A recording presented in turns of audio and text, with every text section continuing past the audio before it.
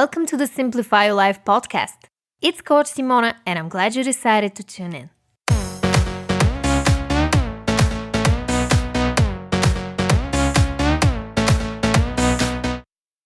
Hey everyone! In today's podcast episode, we're going to talk about how to stop being indecisive. And I'm going to share with you 8 practical tips on how to not be indecisive anymore. If you're new here, welcome. I'm Simona, certified life coach and author of the book 111 Ways to Simplify Your Life. I make weekly podcast episodes on personal development, so if that's something that you're interested in, make sure to subscribe. Now, before we get into my 8 tips on how to stop being indecisive, I want to quickly address some of the possible reasons why you may be feeling indecisive right now. Indecisiveness often has something to do with one or more of the following 4 things: feeling overwhelmed or pressured to choose, being easily influenced by external factors, fear of failure, or being afraid of choosing the wrong outcome. Now let's spend a few seconds exploring each one of them. First of all, when you're feeling overwhelmed, that activates your sympathetic nervous system, which is your fight, flight, or freeze system. In the case of indecisiveness, you're in the freeze state, which means you feel stuck and unable to make a decision. You may also feel overwhelmed due to decision fatigue, which often happens when you make too many decisions in a day and it becomes harder and harder to choose. Now, when it comes to the second reason for feeling indecisive, which is being influenced by external factors, it can mean one of 2 things. Either you don't trust your own judgment enough to make a decision without consulting others, or you're a natural people pleaser and you're used to letting others influence your decisions because you don't want to disappoint them. The third reason you may be indecisive is due to having fear of failure. If you don't decide, you're not going to fail, right? But neither are you going to succeed. Fear of failure is a sneaky one, so pay attention to the thoughts that go through your head when you feel stuck and indecisive. And the last possible reason for being indecisive is you're afraid that your choice is going to lead to the wrong outcome. We all want to be right and make good choices, but the truth is that we can't always predict what decision is going to lead us to the best possible outcome. We may gather all the facts and make assumptions based on the evidence we have, but life is pretty unpredictable, so sometimes we just have to take the risk. Now that we've explored the 4 possible reasons for indecisiveness, let's get into my 8 tips on how to stop being indecisive. My first tip is to brain dump everything that's on your mind. When you're feeling stuck and not able to make a decision, one of the best things you can do is simply write. You don't need fancy apps or techniques for this one. All you need is a notebook and a pen. Brain dumping essentially means writing down a stream of consciousness for a few pages, or until you feel like you've achieved some mental clarity. It could be anything that's on your mind, without censoring yourself or overthinking. You can even write, I don't know what to write about a few times to get your brain going. The way this simple yet powerful exercise works is it takes all the gunk out of your head and onto the paper. Brain dumping is highly effective not only for achieving mental clarity, but also when it comes to battling anxiety. Sometimes all we need to do is separate ourselves from our crazy thoughts and see them from a distance. And if you're short on time, no worries. Just set a timer on your phone for 10 to 15 minutes and start writing. Which actually leads me to tip number 2. Use the 2-minute rule. Now, the 2-minute rule is very simple, but it can help you a lot when it comes to overcoming indecisiveness. It goes like this. If it's gonna take you less than 2 minutes, do it now. How is this helpful?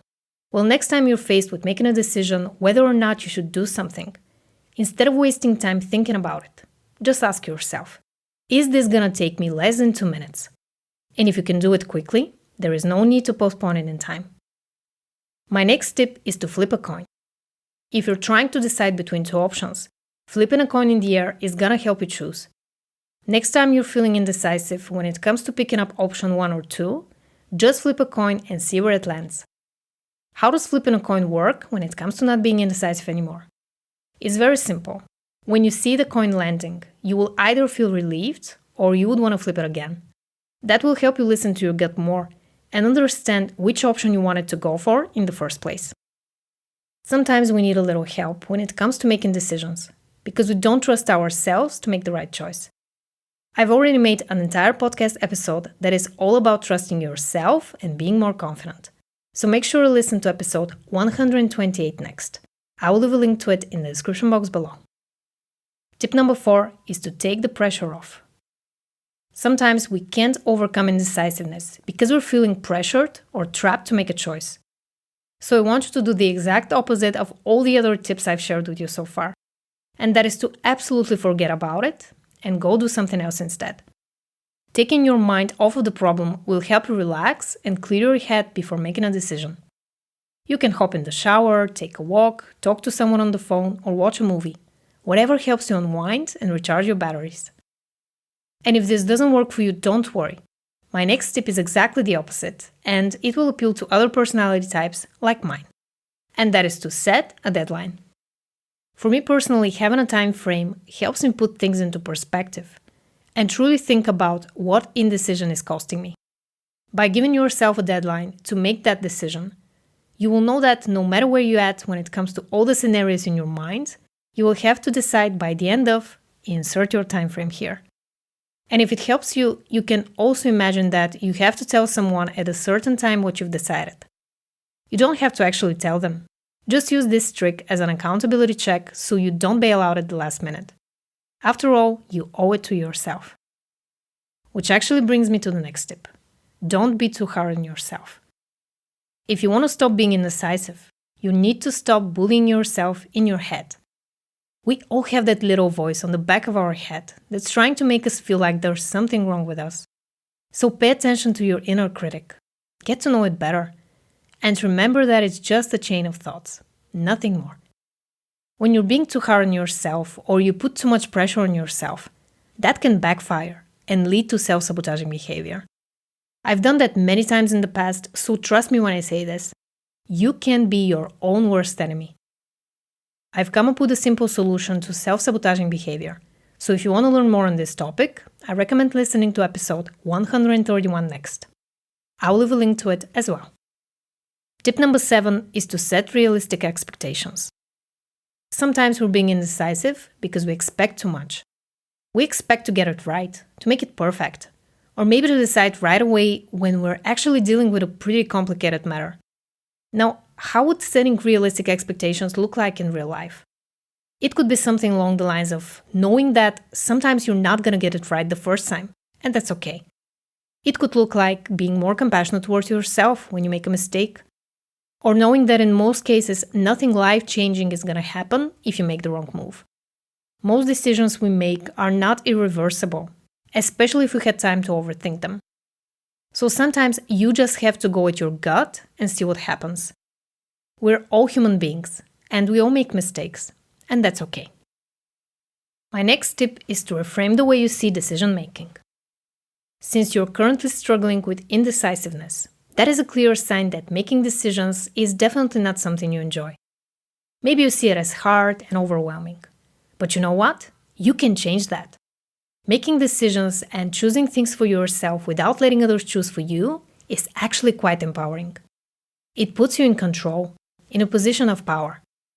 So I have a quick exercise that I want you to do daily for the next however many days you can remember to do it. Here's what I want you to do.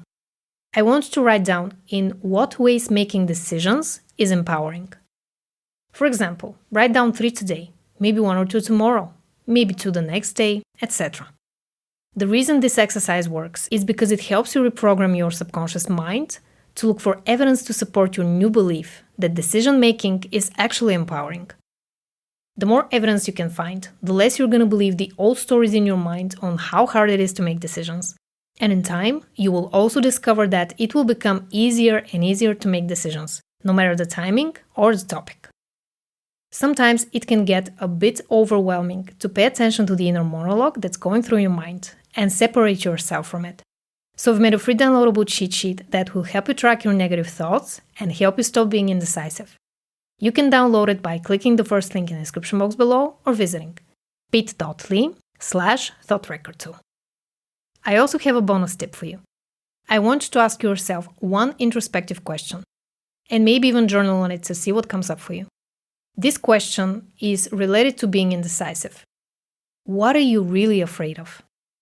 You'll probably come up with some sort of rationalization first, so I want you to dig deeper. What are you actually afraid of? Are you afraid of being ridiculed, rejected, abandoned, maybe losing all of your money? What is keeping you in that indecisiveness limbo? Be honest with yourself. The more time you spend reflecting on your question, the better you will get to know yourself. And that in turn will help you overcome indecisiveness for good. And if you want to become a doer, not a thinker, make sure to watch my video on this topic by visiting youtube.com/Coach Simona. Thank you so much for listening.